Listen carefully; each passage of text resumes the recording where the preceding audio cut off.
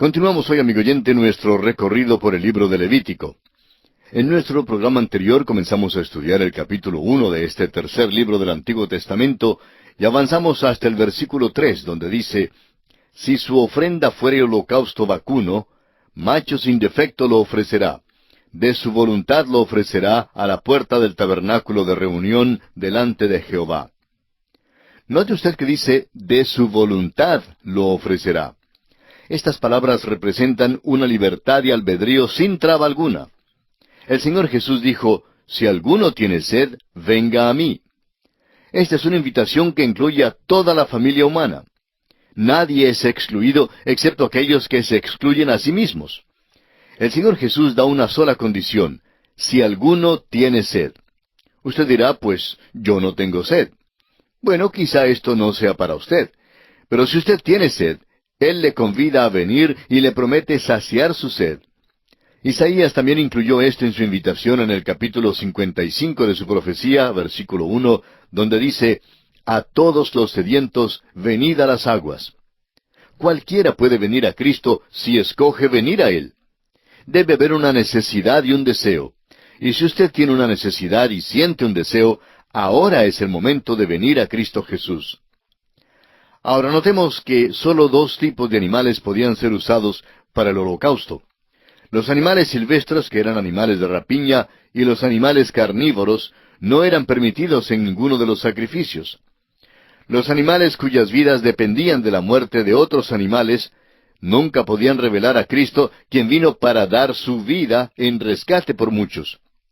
Una restricción adicional era que el animal tenía que ser un animal limpio y amansado. No podía ser producto de la caza. Solo aquello que era de valor y aprecio para su dueño podía ser ofrecido, porque Dios no escatimó ni a su propio Hijo. Cristo sufrió en la cruz, pero el Padre sufrió en el cielo. La restricción final revela que el animal que se ofrecía era obediente al hombre. ¿Qué cuadro tenemos aquí? Cristo era el siervo obediente. Vino para ministrar y fue obediente hasta la muerte. El holocausto es la única ofrenda que se menciona en la Biblia hasta el tiempo del Levítico, y era la ofrenda que debían ofrecer los que querían acercarse a Dios. El holocausto se llama Olá en hebreo, significa lo que sube. No es irreverente decir que el holocausto se esfumaba, pues era consumido totalmente en el altar. No quedaba nada, sino solo las cenizas. Esto revela que el holocausto es lo que Dios ve en Cristo. Pablo declaró en Efesios capítulo 5, versículo 2, que Cristo se entregó a sí mismo por nosotros, ofrenda y sacrificio a Dios en olor fragante. Aquí en el capítulo 1 de Levítico encontramos en los versículos 9, 13 y 17 que el holocausto era un sacrificio de olor grato para Jehová. Esto es lo que Dios ve en Cristo. Puede que no sea lo que usted ve en Él, ni lo que yo veo en Él, pero es lo que Dios ve en Cristo. Y esa es la cosa más importante. Dios está diciendo que está satisfecho con lo que Jesús hizo por los pecados suyos y por los míos. En realidad, el Evangelio simplemente le pregunta al hombre: ¿estará usted satisfecho? Dios está satisfecho de que Jesús lo haya pagado todo por usted y que le puede salvar perpetuamente si pone su confianza en Él. Pero la pregunta es: ¿está usted satisfecho con este sacrificio de Jesucristo? ¿Tan satisfecho que lo acepte personalmente como paga de sus propios pecados? Notará usted que dice que el sacrificio debe ser un macho, y eso habla de poder. Habla del hecho de que el Señor Jesús es poderoso para salvar y que le puede salvar perpetuamente, según lo declara el escritor a los Hebreos en el capítulo 7 de su carta, versículo 25. Entonces, el sacrificio debe ser sin defecto, lo que quiere decir que el animal tenía que ser un ejemplar ideal y perfecto. Esto habla de la perfección de Cristo y no hay pecado en Él. Así lo dice el apóstol Juan en su primera carta, capítulo 3, versículo 5. Y el apóstol Pedro, en su primera carta, capítulo 2, versículo 22, declara: el cual no hizo pecado. También el apóstol Pablo, en su segunda carta a los Corintios, capítulo 5, versículo 21, dice: al que no conoció pecado. También el escritor a los Hebreos dice en el capítulo 7, versículo 26, porque tal sumo sacerdote nos convenía, santo, inocente, sin mancha, apartado de los pecadores. Y en el Evangelio según San Mateo, capítulo 3, versículo 17, encontramos las palabras del mismo Padre Celestial, quien hablando desde los cielos dijo, «Este es mi Hijo amado, en quien tengo complacencia». Volviendo ahora al versículo 3 de este capítulo 1 de Levítico, leemos, «De su voluntad lo ofrecerá». Los hombres debían traer su ofrenda voluntariamente. Debido a la muerte expiatoria del pequeño animal, el pecador era recibido por Dios. El animal tenía que ser ofrecido no en vida, sino en muerte. Esto era absolutamente imperativo. Amigo oyente, no es la vida sin defectos de Cristo ni nuestra aprobación de Él lo que nos salva. Es su muerte, sólo su muerte, la que puede salvar al pecador. Vimos en nuestro estudio en el Evangelio de Marcos que cuando Cristo murió, el velo del templo se rasgó en dos, dándonos acceso a Dios. Es su muerte la que salva al pecador. Fue su muerte la que abrió el camino hacia Dios. Es que el velo es su carne, según lo vemos en Hebreos 10:20. Su perfecta vida nos excluye de Dios. Lo que Dios demanda es una vida que sea tan perfecta como la vida de Cristo, y ni usted, amigo oyente, ni yo podemos reproducirla. Su vida es la norma. El Padre pudo decir en cuanto a Jesús, «Este es mi Hijo amado, en quien tengo complacencia». Usted y yo no podemos satisfacer esa norma. Por tanto, la vida de Cristo no puede salvarnos. Nos excluye de Dios, así como el velo en el tabernáculo excluía al hombre de la presencia de Dios. Se hace entonces imprescindible otra base para poder llegar a Dios. El único camino es por medio de la muerte de Cristo. Ella fue la que rasgó el velo. En el mismo momento en que usted y yo llegamos mediante la muerte de Cristo, el camino a Dios está abierto. Es la muerte de Cristo la que salva al pecador. Recuerde que la ofrenda debía ser traída voluntariamente. No era obligatoria. No es tampoco obligatorio que usted venga a Cristo. Pero si usted quiere ser salvo, entonces tendrá que venir a Cristo. Dios no tiene otro camino.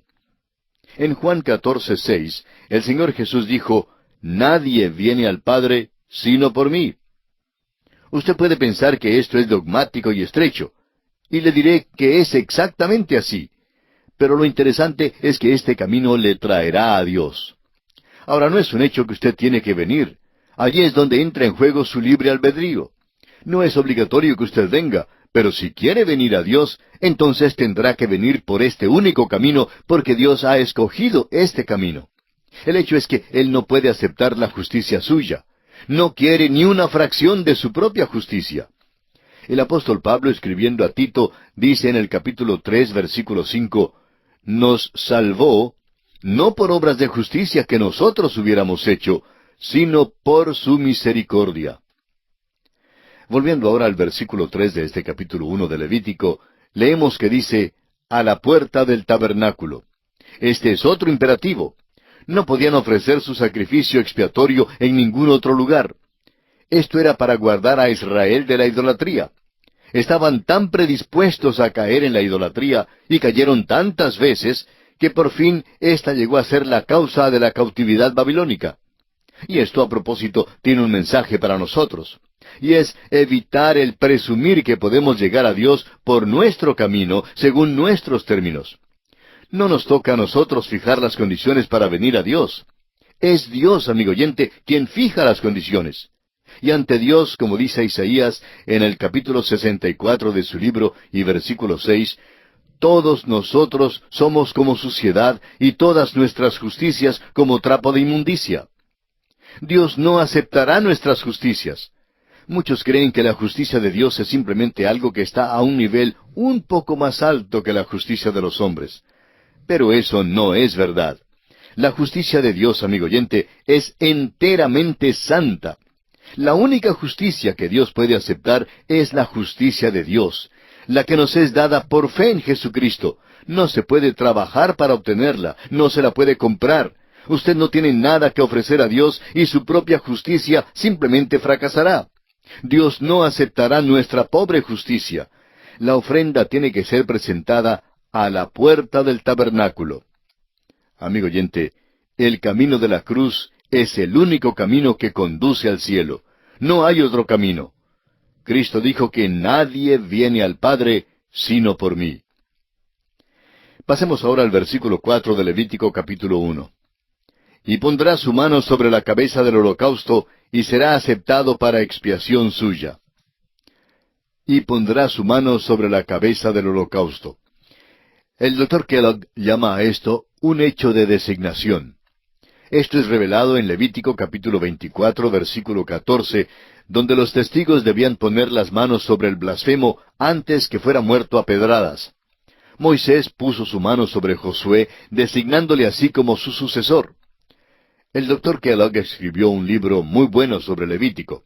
Ahora está agotado, pero es un libro tan maravilloso que quisiéramos citar un pasaje que habla en cuanto al poner la mano sobre la cabeza del animal, y dice así: simbolizaba una transferencia, según la provisión misericordiosa de Dios, de una obligación de sufrir por el pecado del que ofrece a la víctima inocente. En lo sucesivo, la víctima ocupaba el lugar del que ofrecía, y así era tratada. Hasta aquí la cita del Dr. Kellogg. En otras palabras, cuando el hombre entraba y ponía su mano sobre la cabeza del pequeño animal que debía ser muerto, designaba a este pequeño animal como su reemplazante. El hombre estaba confesando así que él mismo merecía morir. Amigo oyente, cuando usted acepta a Cristo como su Salvador personal, usted está diciendo que usted es pecador y que no puede salvarse a sí mismo. Expresa que usted desea arrepentirse de sus pecados y que desea acudir al Salvador y que quiere vivir para Él.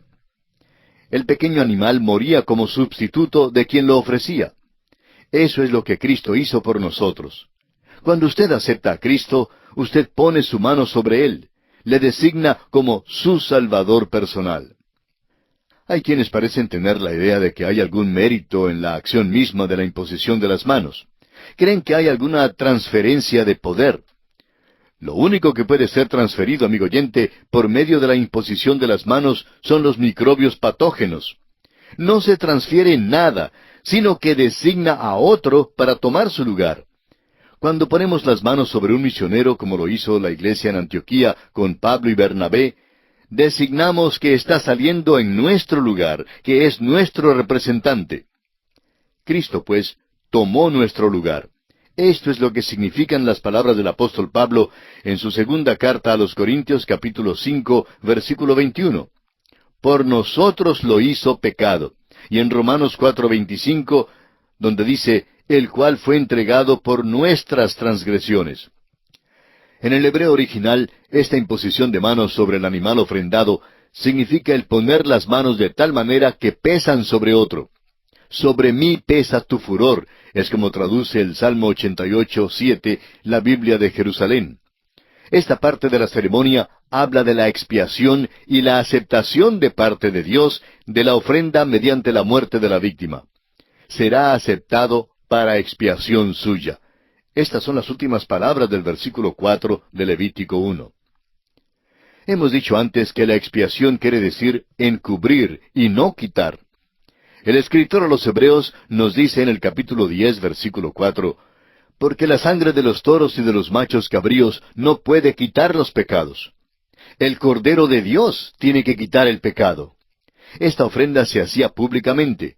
El ofrendante iba al tabernáculo y caminaba al lado del altar y allí daba muerte al pequeño animal. Era un hecho público.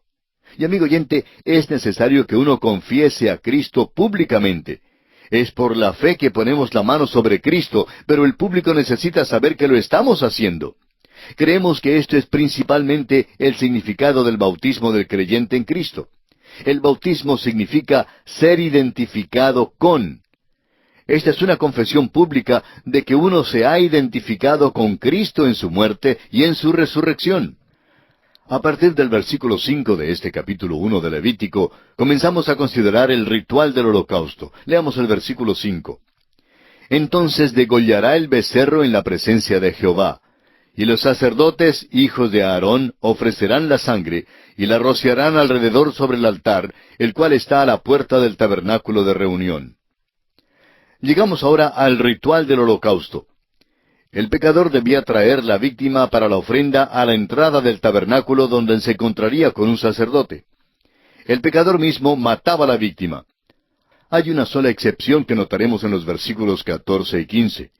El apóstol Pablo nos dice en Romanos 6:23, la paga del pecado es muerte. Aquí el inocente muere por el culpable. De la misma manera, también Cristo padeció una sola vez por los pecados, el justo por los injustos, según lo expresa el apóstol Pedro en su primera carta, capítulo 3, versículo 18. Nuestros pecados, amigo oyente, mataron a Jesucristo. El pecado mío y el pecado suyo causaron la muerte de Cristo. Nos cansamos a veces de escuchar los argumentos en cuanto a quién causó la muerte de Cristo. Acusan a los príncipes religiosos, a la nación de Israel, a la nación romana, en fin. Pero, amigo oyente, pueden arguir todo lo que quieran. El hecho es que si yo no fuera pecador, y si usted no fuera pecador, ninguno le habría matado. Fue nuestro pecado que le mató. Notemos ahora que cada sacrificio tenía que ser muerto. O bien el pecador o el sacerdote que representaba a la nación mataba a la víctima. No había perdón aparte de la sangre derramada de la víctima. Y así hoy en día es sólo la sangre de Cristo la que nos puede limpiar de todo pecado. Después de matar a la víctima, el sacerdote era quien se encargaba de lo demás. Rociaba la sangre sobre el altar. La sangre simbolizaba la vida y el rocío la presentaba a Dios. Leamos ahora los versículos 6 al 9 de este capítulo 1 de Levítico. Y desollará el holocausto y lo dividirá en sus piezas. Y los hijos del sacerdote Aarón pondrán fuego sobre el altar y compondrán la leña sobre el fuego. Luego los sacerdotes hijos de Aarón acomodarán las piezas, la cabeza y la grosura de los intestinos sobre la leña que está sobre el fuego que habrá encima del altar. Y lavará con agua los intestinos y las piernas, y el sacerdote hará arder todo sobre el altar.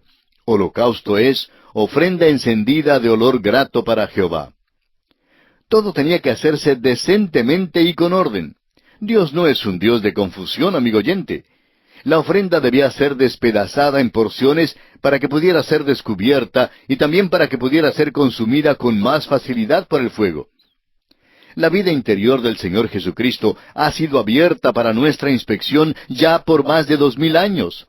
Y en verdad, Jesucristo ha sido examinado más que cualquier otra persona. Hay más desacuerdo en cuanto a Jesucristo que en cuanto a cualquier otro personaje histórico. Esto fue cierto en el tiempo cuando Él vivía sobre la tierra, y todavía es verdad hoy en día. Jesús todavía hace la pregunta, ¿quién dicen los hombres que es el Hijo del Hombre? Hay toda clase de criterios hoy en día, y no faltan los que realmente son blasfemos. Sin embargo, todavía es cierto que Él es santo, inocente, sin mancha, apartado de los pecadores. Leamos ahora los versículos 10 al 13 de Levítico capítulo 1. Si su ofrenda para holocausto fuere del rebaño, de las ovejas o de las cabras, macho sin defecto lo ofrecerá. Y lo degollará al lado norte del altar delante de Jehová. Y los sacerdotes hijos de Aarón rociarán su sangre sobre el altar alrededor. Lo dividirá en sus piezas, con su cabeza y la grosura de los intestinos. Y el sacerdote las acomodará sobre la leña que está sobre el fuego que habrá encima del altar.